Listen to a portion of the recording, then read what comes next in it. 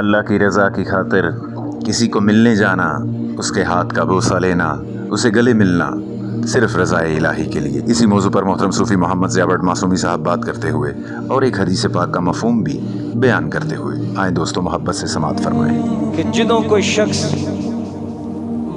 اللہ واسطے کسے دی زیارت کرن واسطے، کسے نال ملاقات کرن واسطے جاندا ہے تے ایک منادی اعلان کردا ہے، وہ کہندا ہے خوش ہو جا، تینوں جنت مبارک ہوئے۔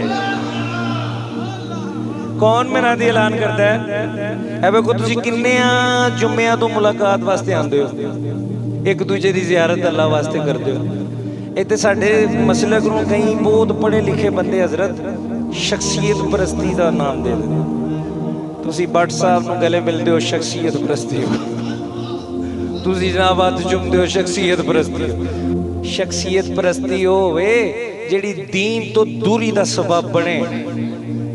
اے حدیث پاک میں تاڑی نظر کر رہے ہیں، جدوں کوئی کسے نو اللہ واسطے ملن گیا، او دی زیارت کرن واسطے گیا، ایک منادی نے اعلان کیتا خوش ہو جا، تینوں جنت مبارک ہوئے۔ ایتے گل نہیں رکنی، عرش الہی تو اللہ تعالیٰ فرماندا ہے میرا بندہ میری خاطر ملاقات واسطے گیا سی، میرا بندہ میری خاطر ملاقات واسطے گیا سی، انیس تے افسر طاہر افتخار جمعے نو میری خاطر، ہاں اون انہاں دی مہمان نوازی میرے تے فرض ہو گئی۔ کون کہہ رہا ہے؟ اللہ۔